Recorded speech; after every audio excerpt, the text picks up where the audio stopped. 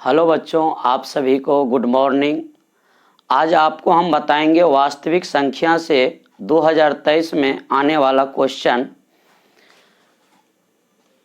तो ये 1 का 3 नंबर 2023 में इस बार क्वेश्चन आएगा। तो क्वेश्चन क्या हम एक बार देख लेते हैं। यूक्लिड विभाजन एल्गोरिथम से 867 और 255 का एचसीएफ ज्ञात करें। तो सबसे पहले हम लिख लेंगे दिया है में। तो आपको क्या बताए हैं, जो बड़ी संख्या रहता है उसको a का मान लेते हैं। तो बड़ी संख्या यहाँ पे 867 है, तो a बराबर 867 और छोटी संख्या को b लेते हैं, b बराबर 255। यहाँ से लिखेंगे हल। तो यूक्लिड विभाजन एल्गोरिथम से एचसीएफ निकालना है।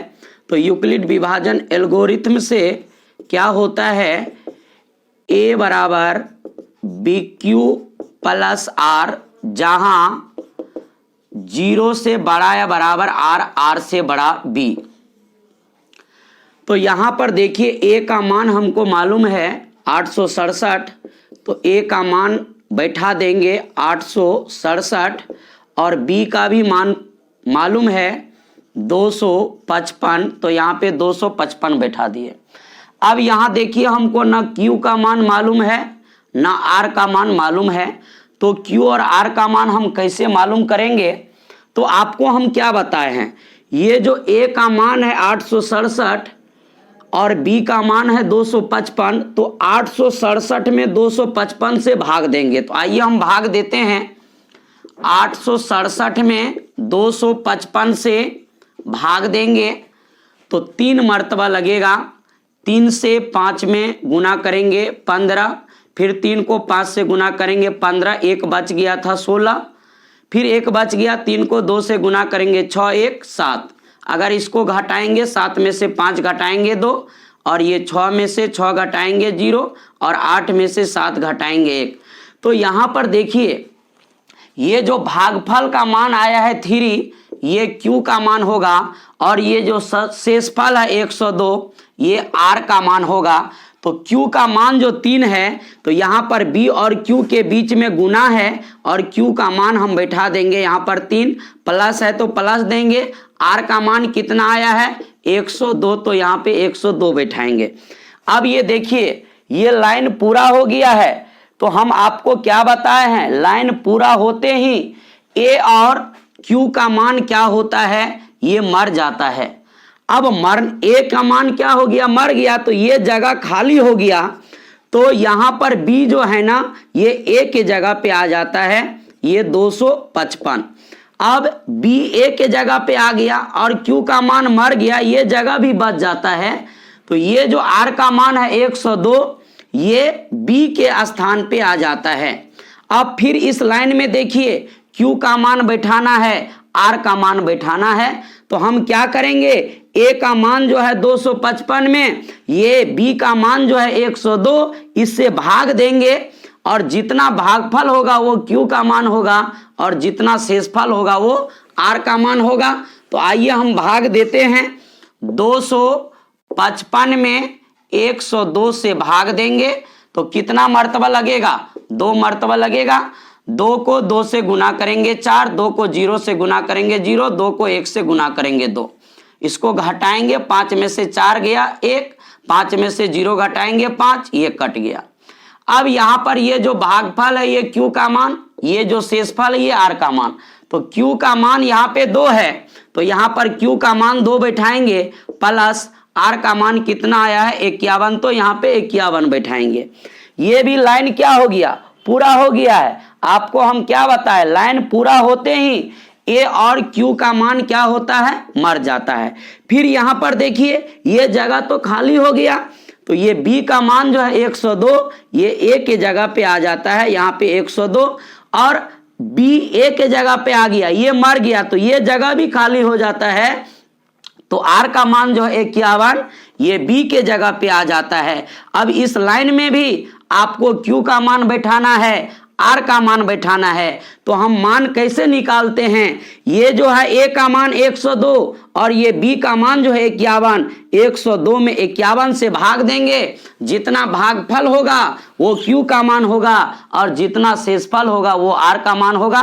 तो आइए हम भाग देते हैं, 102 में 51 से भाग देंगे तो यहाँ पर 2 मर्तबा लगेगा, 2 को 1 से गुना करेंगे 2, 2 को 5 से गुना करेंगे 10, इसको घटाएंगे तो शेषफल कितना आ जाता है 0।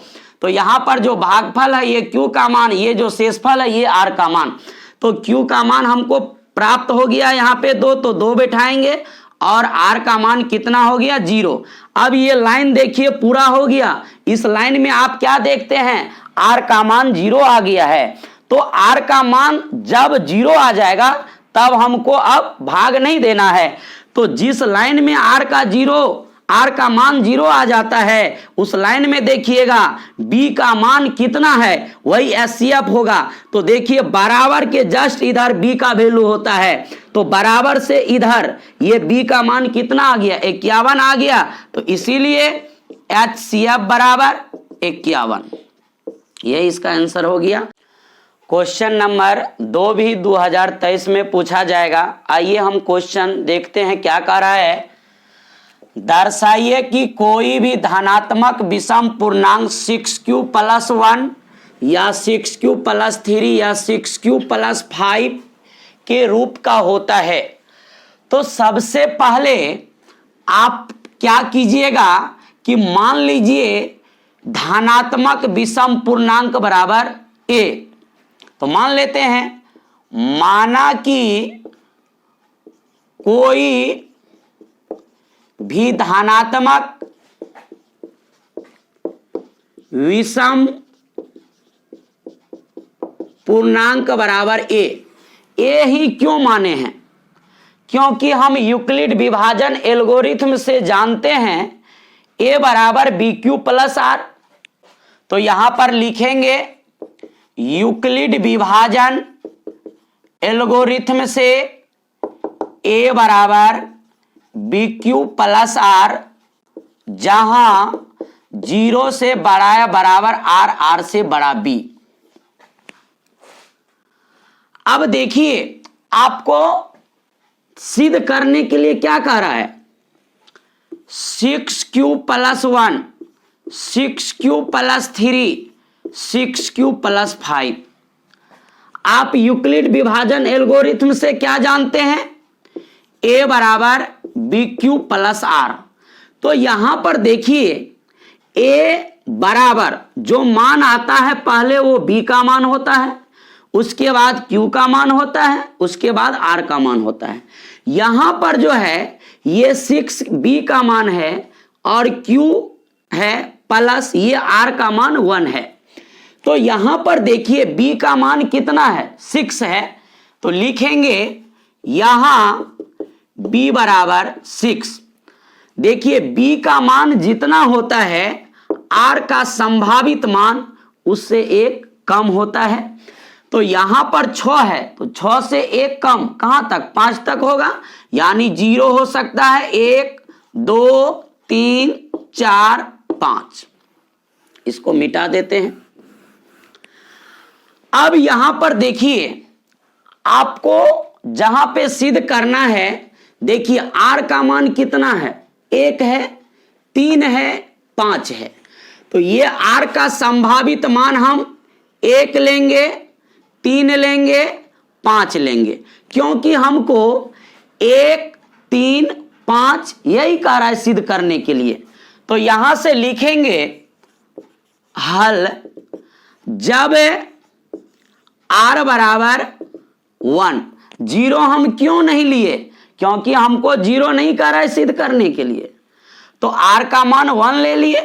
अब यूक्लिड विभाजन एल्गोरिथम से आप जानते हैं a बराबर BQ + R। तो a का मान तो हमको नहीं है प्राप्त, a ही लिखेंगे, b का मान प्राप्त है यहाँ पर 6, q का भी मान नहीं है प्राप्त तो q ही लिखेंगे, r का मान कितना है 1 है तो यहाँ पर 1 लिखेंगे। 6q में 1 नहीं जुटेगा क्योंकि एक जाति में नहीं है, तो इसको हम समीकरण 1 ले लेंगे।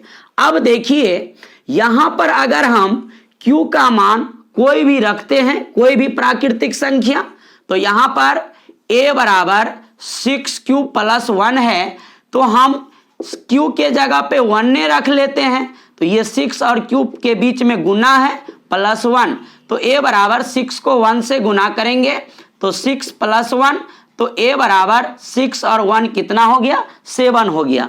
तो 7 कौन सी संख्या है, विषम संख्या है, क्योंकि आप जानते हैं कि किसी संख्या में अगर 2 से भाग देंगे पूरा पूरा नहीं कटता है तो वो विषम संख्या होता है। आप कहिएगा कि Q का मान आप 1 रख लिए हैं इसीलिए विषम संख्या आया, तो कोई बात नहीं, अब आप आगे Q का मान 2 ही रख लीजिए। तो A बराबर हमको कितना आया है, यहाँ पर 6Q + 1, तो यहाँ पे A बराबर Q का मान इस बार 2 रख लेते हैं +1, A बराबर 6 को 2 से गुना करेंगे 12 + 1, तो A बराबर कितना आ गया, 13। तो 13 भी कौन सी संख्या है, विषम संख्या है। तो यहाँ पर आप Q के जगह पे कोई भी प्राकृतिक संख्या लीजिएगा तो आपको A का वैल्यू क्या आएगा, विषम संख्या ही आएगा। तो इसीलिए ये क्या हो गया, एक विषम संख्या है, यहाँ पे लिखेंगे विषम संख्या। अब R का वैल्यू कितना लेना है, 3 लेना है, क्योंकि हमको 3 ही दर्शाना है, इसीलिए लिखेंगे जब R बराबर 3, और आप यूक्लिड विभाजन एल्गोरिथम से क्या जानते हैं, A बराबर BQ + R। तो A का मान तो हमको नहीं है प्राप्त, A ही लिखेंगे, B का मान प्राप्त है यहाँ पर 6, तो 6 रखेंगे, Q का भी मान नहीं है प्राप्त तो यहाँ पे Q रखेंगे, R का मान कितना है 3, तो 3 रखेंगे। अब देखिए ये 6Q में 3 नहीं जुटेगा क्योंकि एक जाति में नहीं है। अब इसको समीकरण 2 ले लेते हैं, इसको देख लेते हैं कौन सी संख्या है।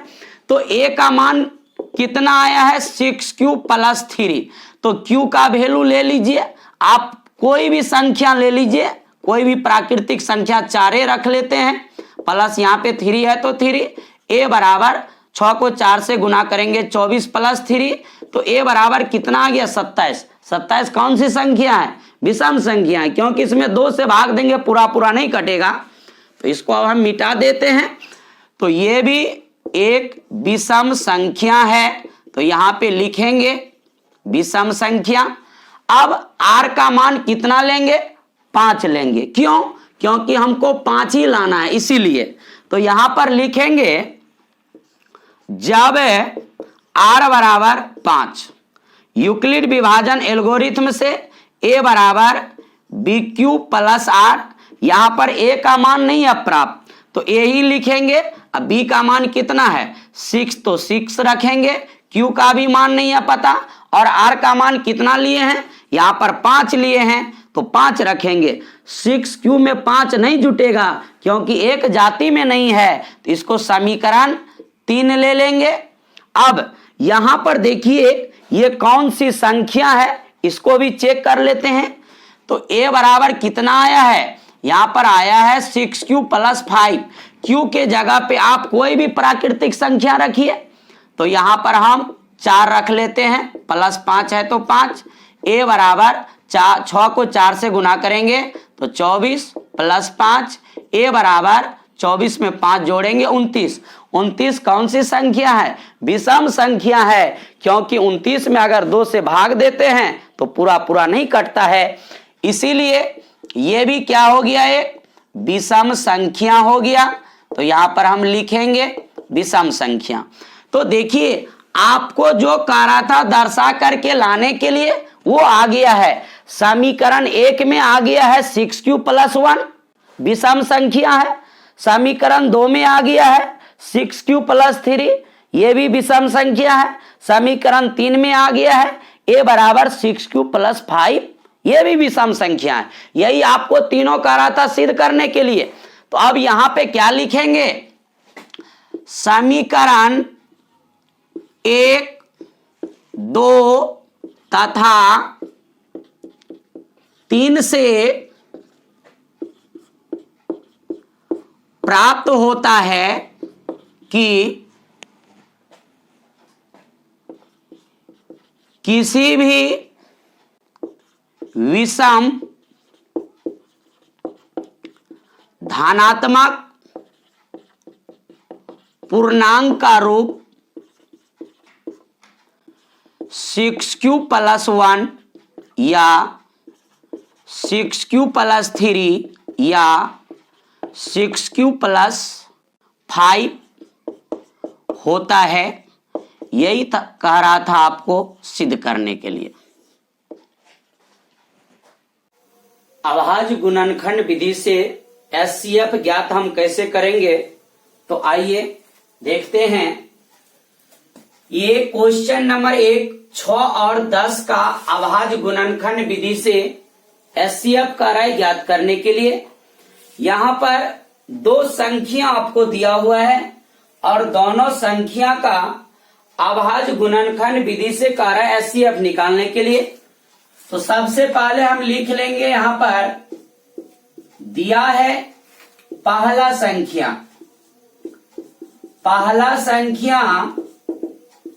6 है और दूसरा संख्या 10 है। यहां से लिखेंगे हल।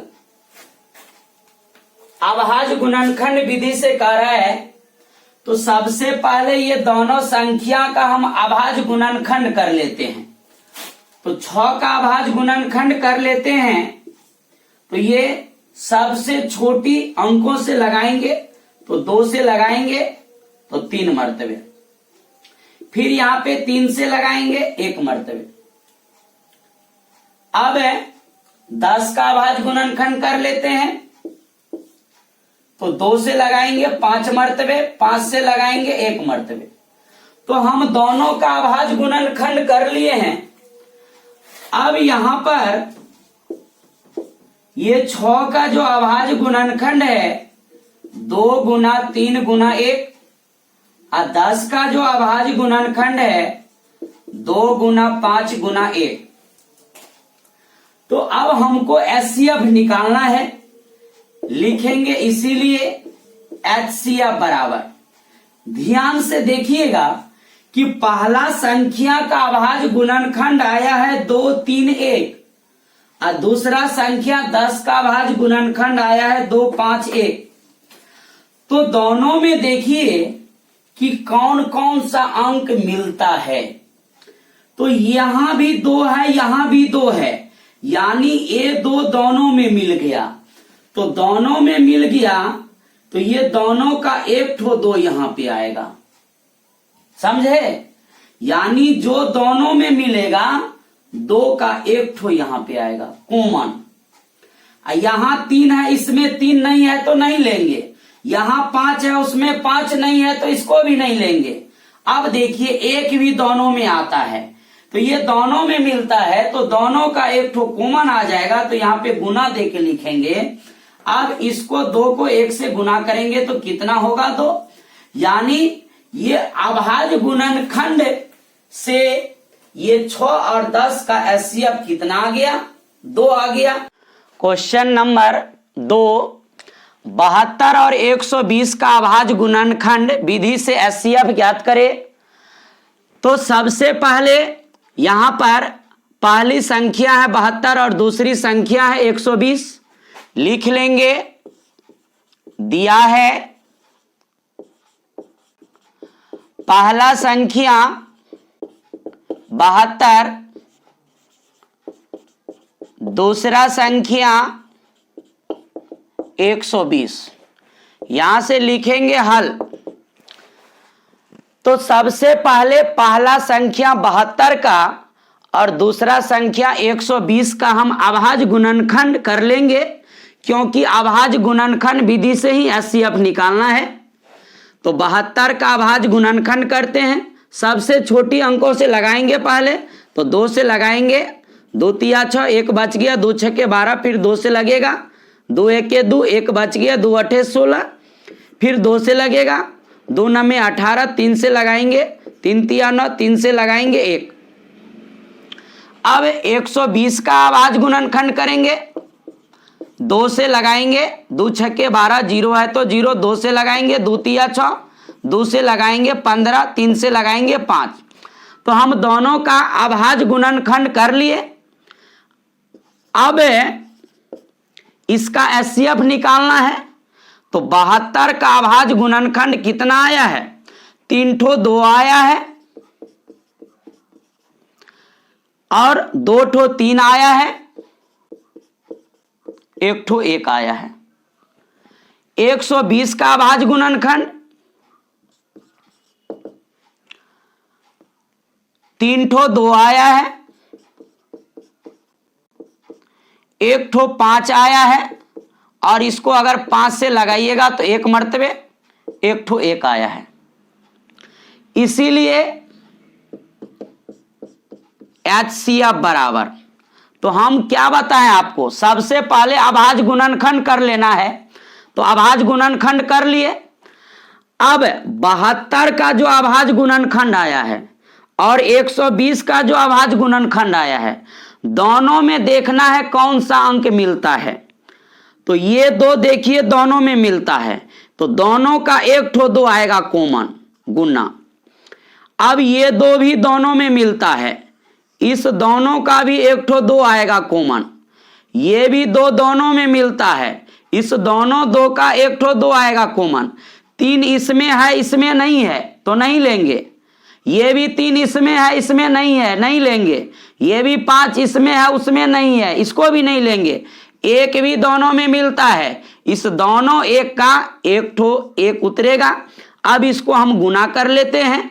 2 को 2 से गुना करेंगे 4, 4 को 2 से गुना करेंगे 8, 8 को 1 से गुना करेंगे 8। यही आंसर है। अब क्वेश्चन नंबर 3 लेते हैं। इसमें देखिए 3 ठो संख्या है, 8, 12, 24 का अभाज्य गुणनखंड विधि से एचसीएफ ज्ञात करें। तो सबसे पहले जो दिया हुआ है उसको दिया हुआ में लिखेंगे। यहां पर दिया है पहला संख्या 8, दूसरा संख्या 12, तीसरा संख्या 24। यहां से लिखेंगे हल। तो सबसे पहले आपको क्या बताए हैं कि हम अभाज्य गुणनखंड करेंगे। सबसे पहले अभाज्य गुणनखंड करेंगे। तो पहला संख्या 8 है, 8 का अभाज्य गुणनखंड करेंगे। तो छोटी अंकों से लगाएंगे, 2 से 4 मर्तबा लगेगा, फिर 2 से 2 मर्तबा लगेगा, 2 से लगाएंगे 1 मर्तबा लगेगा। तो पहला संख्या 8 का अभाज्य गुणनखंड कर लिए। अब दूसरा संख्या 12 है, 12 का भी अभाज्य गुणनखंड करेंगे, 2 से लगाएंगे 6 मर्तबे, फिर यहाँ पे 3 से लगाएंगे 2 मर्तबे, अब फिर यहाँ पे 2 से लगाएंगे 1 मर्तबे। अब फिर यहाँ पे 24 का अभाज्य गुणनखंड करेंगे। तो 2 से लगाएंगे 12, फिर यहाँ पे 2 से लगाएंगे 6, फिर यहाँ पे 2 से लगाएंगे 3, फिर यहाँ पे 3 से लगाएंगे 1। तो हम तीनों का अभाज्य गुणनखंड कर लिए। लिखेंगे अब 8 का जितना भी अभाज्य गुणनखंड आया है उसको लिख लीजिए। 3 ठो 2 है, 1 ठो 1 है। 12 का जितना आया है उसको भी लिख लीजिए। 2 ठो 2 है, 1 ठो 3 है, 1 ठो 1 है। 24 का जितना अभाज्य गुणनखंड आया है लिख लीजिए। 3 ठो 2 है, 1 ठो 3 है, 1 ठो 1 है। अब इसका हम एचसीएफ निकालेंगे अभाज्य गुणनखंड विधि से। इसीलिए हम तीनों संख्या का सबसे पहले अभाज्य गुणनखंड किए। अब देखिए 3 ठो संख्या है, तो देखेंगे तीनों में कौन सा अंक मिलता है। तो देखिए ये 2 जो है ना तीनों में है, तो 3 ठो अंक है, तो 3 का 1 ठो 2 आएगा गुना। अब फिर यहां भी 2 है, यहां भी है, यहां भी है, इस तीनों का भी जोड़ा लग गया, तो 3 का 1 ठो 2 आएगा। अब यहां पे देखिए, यहां पे 2 है, इसमें नहीं है 2, इसमें है, तो तीनों में नहीं न मिला, तो ये नहीं होगा। अब देखिए ये 3 इसमें नहीं है, इसमें है, इसमें है, यानी तीनों में नहीं है, इसीलिए ये भी नहीं होगा। एक देखिए तीनों में है, तो ये एक भी तीनों में है, तो तीनों का एक ठो एक आएगा। अब इसको गुना कर लेंगे, 2 को 2 से गुना करेंगे 4, 4 को 1 से गुना करेंगे 4, तो यही इसका आंसर हो गया। अब आपको हम बताएंगे अभाज्य गुणनखंड विधि से एलसीएम। तो क्वेश्चन नंबर 1, 12 और 8 का अभाज्य गुणनखंड विधि से एलसीएम ज्ञात करें। तो सबसे पहले यहां पर 2 संख्या दिया हुआ है, एक पहला संख्या एक दूसरा संख्या। तो सबसे पहले हम लिख लेंगे, यहां पर दिया है पहला संख्या, पहला संख्या कितना दिया हुआ है 12 दिया हुआ है, और दूसरा संख्या 8 दिया हुआ है। यहां से लिखेंगे हल। आपको अभाज्य गुणनखंड विधि से एलसीएम ज्ञात करना है। तो सबसे पहले दोनों संख्या का हम अभाज्य गुणनखंड करेंगे। तो 12 का अभाज्य गुणनखंड करेंगे। सबसे पहले हम छोटी अंकों से लगाएंगे, तो 2 से लगाएंगे तो 2 छक्के 12, फिर 2 से लगेगा तो 2 तिया 6, फिर 3 से लगाएंगे 3 एके 3। अब हम 8 का अभाज्य गुणनखंड करेंगे, तो 2 से लगाएंगे 4, 2 से लगाएंगे 2, फिर 2 से लगाएंगे 1। तो हम क्या किए, दोनों का अभाज्य गुणनखंड कर लिए। अब लिखेंगे यहां पर 12 का कितना अभाज्य गुणनखंड आया है, 2 ठो 2 आया है, 1 ठो 3 आया है, 1 ठो 1 आया है। 8 का अभाज्य गुणनखंड 3 ठो 2 आया है, 1 ठो 1 आया है। अब देखिए इसका एलसीएम निकालेंगे। तो ये देखिए 2 दोनों में मिलता है, ये 2 दोनों में मिलता है, तो ये दोनों का 1 ठो 2, ये भी 2 दोनों में मिलता है, इस दोनों 2 का भी 1 ठो 2। लेकिन ये देखिए ये 2 इसमें है, इसमें नहीं है, तब भी लिखेंगे। ये एलसीएम है, तो जो मिलेगा दोनों में उसको भी लिखेंगे, जो दोनों में नहीं मिलेगा उसको भी लिखेंगे। तो देखिए ना, ये दोनों में मिला तो ये दोनों का 1 ठो 2 लिखे, ये 2 दोनों में मिला तब भी दोनों का 1 ठो 2 लिखे। लेकिन ये 2 इसमें है उसमें नहीं है, तब भी लिखेंगे। क्यों? क्योंकि ये एलसीएम है। एलसीएम में दोनों में मिलेगा तैयो लिखेंगे, और नहीं मिलेगा तो तैयो लिखेंगे। ये 3 देखिए इसमें है इसमें नहीं है, तब भी लिखेंगे। लेकिन ये 1 दोनों में है, तब भी दोनों का 1 ठो लिखेंगे। तो इसको गुना करेंगे, 2 को 2 से 4, 4 को 2 से गुना करेंगे 8, 8 को 3 से गुना करेंगे 24, 24 को 1 से गुना करेंगे 24। यही आंसर है। क्वेश्चन नंबर 2, 24 और 36 का अभाज्य गुणनखंड विधि से एलसीएम ज्ञात करें। तो सबसे पहले जो आपको संख्या दिया हुआ है उसको दिया हुआ में लिखेंगे। पहला संख्या यहाँ पर दिया हुआ है 24, और दूसरा संख्या तो लिखेंगे दूसरा संख्या कितना दिया हुआ है 36 दिया हुआ है। अब यहां से लिखेंगे हल। तो आप अभाज्य गुणनखंड विधि से एलसीएम निकाल रहे हैं, इसीलिए सबसे पहले दोनों संख्या का अभाज्य गुणनखंड करेंगे। तो यहां पर पहला संख्या 24 है, 24 का अभाज्य गुणनखंड करेंगे। सबसे पहले छोटी अंकों से लगाएंगे, तो छोटी अंक 2 है, 2 से लगाएंगे तो यहाँ पे 2 एके 2, 2 दूना 4। फिर यहाँ पे 12 में अब 2 से लगाएंगे तो 2 छक्के 12, अब फिर 2 से लगाएंगे 2 तिया 6, अब फिर 3 से लगाएंगे 1। अब यहाँ पे 36 का अभाज्य गुणनखंड करेंगे, 2 से लगाएंगे 18, फिर 2 से लगाएंगे तो 9, फिर यहाँ पे 3 से लगाएंगे 3 से लगाएंगे 1।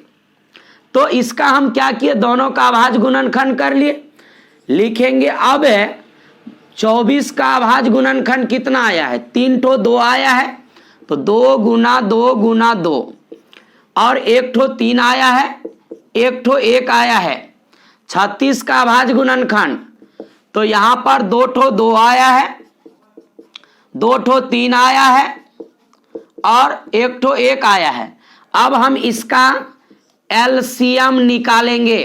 तो देखिए एलसीएम निकालने का अभाज्य गुणनखंड विधि से क्या नियम है, अगर मान लीजिए यहां पर 2 संख्या है तो इसका नियम है कि दोनों में मिलेगा तैयो लिखेंगे और दोनों में नहीं मिलेगा तैयो लिखेंगे। तो आइए देखते हैं। तो ये 2 इसमें भी है उसमें भी है, यानी दोनों में मिल गया तैयो लिखेंगे। तो दोनों का 1 ठो 2 कॉमन आ जाएगा, ये भी 2 इसमें है तो दोनों में मिल गया तो तब भी लिखेंगे, दोनों का 1 ठो 2 आएगा। लेकिन यहां देखिए, यहां ध्यान से समझिए, ये 2 इसमें है इसमें नहीं है तब भी लिखेंगे। ये देखिए ये 3 इसमें है और इसमें भी है तब भी 2 ठो है ना, तो ये 2 ठो का 1 ठो आएगा, कॉमन आ जाता है। अब देखिए ये 3 तो इसमें है लेकिन इसमें नहीं है तब भी लिखेंगे, और ये 1 दोनों में है तो दोनों में मिलता है तो दोनों का 1 ठो आएगा। अब इसको गुना कर लेंगे, 2 को 2 से गुना करेंगे 4, 4 को 2 से 8, 8 को 3 से गुना करेंगे 24, और 24 को अगर हम 3 से गुना करेंगे तो कितना हो जाएगा, 72। आइए कुछ सूत्र देखते हैं। पहला संख्या गुना दूसरा संख्या बराबर एचसीएफ गुना एलसीएम। पहला संख्या बराबर एचसीएफ गुना एलसीएम बटे दूसरा संख्या। दूसरा संख्या बराबर एचसीएफ गुना एलसीएम बटे पहला संख्या। एचसीएफ बराबर पहला संख्या गुना दूसरा संख्या बटे एलसीएम। एलसीएम बराबर पहला संख्या गुना दूसरा संख्या बटे एचसीएफ। देखिए आप अगर 2 संख्या का एलसीएम निकालिएगा, एचसीएफ निकालिएगा, तो दोनों संख्या को अगर हम गुना करेंगे जितना मान आएगा उसी संख्या का अगर हम एलसीएम निकालेंगे और एचसीएफ निकालेंगे, फिर एलसीएम और एचसीएफ को अगर गुना करेंगे तो उतना ही मान आएगा जितना पहला संख्या और दूसरा संख्या का आया था। तो इसीलिए हम कहते हैं पहला संख्या गुना दूसरा संख्या बराबर एचसीएफ गुना एलसीएम। और ये पहला संख्या बराबर कहां से आया, एचसीएफ गुना एलसीएम बटे दूसरा संख्या। तो यहां से देखिए कहां से आया है, पहला संख्या गुना दूसरा संख्या बराबर ये होता है एचसीएफ गुना एलसीएम। तो ये देखिए दूसरा संख्या इस साइड गुना में, उस साइड लेके जाएंगे तो भाग में न जाएगा, इसीलिए यहां दूसरा संख्या भाग में आया है। तो इसको हम कह सकते हैं पहला संख्या बराबर एचसीएफ गुना एलसीएम बटे दूसरा संख्या। फिर ये दूसरा संख्या बराबर ये कहां से आया, यहां पर देखिए ये पहला संख्या इस साइड गुना में और उस साइड लेके जाएंगे तो भाग में, तो इसीलिए दूसरा संख्या बराबर एचसीएफ गुना एलसीएम बटे पहला संख्या। अब यहां पे आ जाइए एचसीएफ बराबर, तो इधर से देखिए ये एलसीएम है इस साइड गुना में, इस साइड लेके आएंगे तो भाग में, तो क्या हो जाएगा पहला संख्या गुना दूसरा संख्या बटे एलसीएम। तो इसीलिए एचसीएफ बराबर होता है पहला संख्या गुना दूसरा संख्या बटे एलसीएम। फिर आ जाइए यहाँ पे एलसीएम, तो यहाँ पे देखिए एचसीएफ है इस साइड गुना में, इस साइड लेके आएंगे भाग में, तो एलसीएम बराबर क्या हो जाएगा पहला संख्या गुना दूसरा संख्या बटे एचसीएफ। इसीलिए एलसीएम बराबर पहला संख्या गुना दूसरा संख्या बटे HCF। एक्सरसाइज 1.2 2 का 2 नंबर क्वेश्चन, ये 2023 में पूछा जाएगा। क्या है क्वेश्चन देखते हैं। संख्याओं 510 और 92 के अभाज्य गुणनखंड विधि से HCF और LCM ज्ञात करें और सत्यापित करें कि दो संख्याओं का गुणनफल बराबर LCM गुना HCF होता है। तो सबसे पहले जो संख्या दिया हुआ है उसको दिया हुआ में लिखेंगे। तो लिखेंगे यहाँ पर दिया है पहला संख्या 510, दूसरा संख्या 92, यहाँ से लिखेंगे हल। तो पहले आपको क्या बताया, सबसे पहले अभाज्य गुणनखंड करना है दोनों संख्या का। तो 510 का हम अभाज्य गुणनखंड करते हैं। सबसे पहले छोटी अंकों से लगाएंगे तो 2 से लगेगा, ये 2 दूना 4, 1 बच गया तो 11 हो गया। फिर 2 पंचे 10, फिर 1 बच गया, 2 पंचे 10। अब 3 से लगेगा, 3 अट्ठे 24, 1 बच गया, 3 पचे 15। 5 से लगाएंगे यहाँ पे 17, फिर ये 17 से लगेगा 1 मर्तबे। अब दूसरा संख्या 92 का अभाज्य गुणनखंड करेंगे तो ये 2 से लगेगा, तो 2 चौको 8, 1 बच गया, 2 छके 12, फिर 2 से लगाएंगे 23, फिर 23 से लगाएंगे 1। तो अब इसका जो हम अभाज्य गुणनखंड कर लिए तो यहाँ पे 510 का अभाज्य गुणनखंड आया है 2 गुना 3 गुना 5 गुना 17 गुना 1। फिर 92 का अभाज्य गुणनखंड आया है 2 गुना 2 गुना 23 गुना 1। HCF हम इसका निकालेंगे। तो देखिए HCF निकालने के लिए क्या बताए हैं, ये जो दोनों संख्या है तो दोनों में जो मिलेगा वही HCF होगा। तो दोनों में जो है ये 2 मिलता है, तो दोनों में मिलता है तो दोनों का एक ठो आएगा कॉमन 2। अब देखिए इसका जोड़ा तो इसके साथ लग गया, लेकिन ये 2 इसमें है इसमें नहीं है, तो ये 2 नहीं होगा HCF में। अब ये 3 इसमें है इसमें नहीं है, तो ये 3 भी नहीं होगा। ये 5 इसमें है इसमें नहीं है, तो 5 भी नहीं होगा। ये 17 इसमें है इसमें नहीं है, तो 17 भी नहीं होगा। ये 23 इसमें है उसमें नहीं है, तो 23 भी नहीं होगा। 1 दोनों में मिलता है, तो दोनों में है तो दोनों का एक ठो आ जाएगा 1। अब 2 को 1 से गुना करेंगे तो 2। अब इसका हम LCM निकालेंगे। तो LCM में क्या बताए हैं, अगर दोनों में मिलेगा तब भी लिखेंगे, अगर दोनों में नहीं मिलेगा तो यो लिखेंगे, छोड़ेंगे नहीं। तो ये 2 देखिए दोनों में है तो दोनों का एक ठो 2 आएगा। फिर ये 2 इसमें है इसमें नहीं है, फिर भी लिखेंगे। ये 3 इसमें है इसमें नहीं है, फिर भी लिखेंगे। और ये 5 इसमें है इसमें नहीं है, फिर भी लिखेंगे। ये 17 इसमें है इसमें नहीं है, फिर भी लिखेंगे। ये 23 इसमें है इसमें नहीं है, फिर भी लिखेंगे।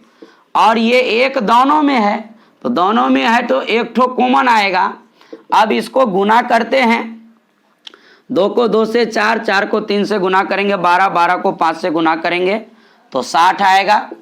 फिर ये 17 को 23 से गुना करते हैं, कितना आता है, 17 को 23 से गुना करेंगे, 7 तिया 21 का 1 बच गया 2, 3 1 के 3, 7 दूना 14, 14 3 17, और 17 2 19 बच गया 1।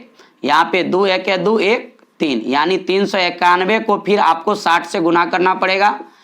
391 को 60 से गुना करेंगे, इधर से 0 लगा देते हैं, 0 को 1 से गुना करेंगे 0। फिर यहाँ पे 9 को 0 से गुना करेंगे 0, 6 को 1 से गुना करेंगे 6, 0 6 6 होगा। फिर यहाँ पर 3 को 0 से गुना करेंगे 0 और 1 को 0 से गुना करेंगे 0, 9 6 के 54, 54 का 4 बच गया 5 और 6 तिया 18, 5 23, यानी गुना करके कितना आ जाएगा यहाँ पर 23 46 0। यानी 2 2 3 5 17 23 1 को गुना कीजिएगा तो इतना आ जाएगा। तो हम एलसीएम और एचसीएफ निकाल लिए हैं, यही इसका आंसर हो गया। एचसीएफ 2 आया है, एलसीएम आ गया 23,460। लेकिन इसमें क्या कर रहा है, सिद्ध करके दिखाने के लिए कि दो संख्याओं का गुणनफल बराबर होता है एलसीएम गुना एचसीएफ। तो आइए हम सिद्ध करके दिखाते हैं। तो आपको ये सूत्र बताए हैं कि पहला संख्या गुना दूसरा संख्या बराबर एलसीएम गुना एचसीएफ। तो पहला संख्या यहां पर दिया हुआ है 510, तो 510 लिखेंगे। और दूसरा संख्या दिया हुआ है 92, तो 92 लिखेंगे। एलसीएम कितना आया है 23,460 और एचसीएफ कितना आया है 2 आया है। अब इसको हम गुना करते हैं 510 को 92 से। तो यहाँ पे 510 गुना 92, इस यहाँ 3 अंक है, नीचे भी पुराने के लिए पीछे से हम 0 लगा देंगे तो 3 अंक हो जाएगा। अब 2 को 0 से गुना करेंगे 0, और 2 को 1 से गुना करेंगे 2, और 9 को 0 से गुना करेंगे तो 0, 2 और 0 को जोड़ेंगे तो 2 ही होगा। अब यहाँ पे 5 दूना 10, 0 को 0 से गुना करेंगे 0, और फिर 9 1 के 9, यानी 10 और 9 0 को जोड़ेंगे तो कितना हो जाएगा 19, 19 का 9 बच गया 1। फिर यहाँ पे 9 पचे 45, 1 को 0 से गुना करेंगे 0, 45, और उधर कितना बच गया था, उधर बच गया था आपको 1 बच गया था। तो 45 1 46, तो गुना करके कितना आ गया यहाँ पे 46,920। फिर इधर गुना करते हैं, ये 2 को 0 से गुना करेंगे 0, 2 को 6 से गुना करेंगे 12, 1 बच गया। तो यहाँ पे 4 दूना 8, 1 9, यहाँ पे 2 को 3 से गुना करेंगे 6, 2 को 2 से गुना करेंगे 4। तो देखिए ये दोनों बराबर आ गया ना, तो ये प्रूव्ड हो गया। यही आपको करा था प्रूव्ड करने के लिए, समझ गए? तो यही आंसर है।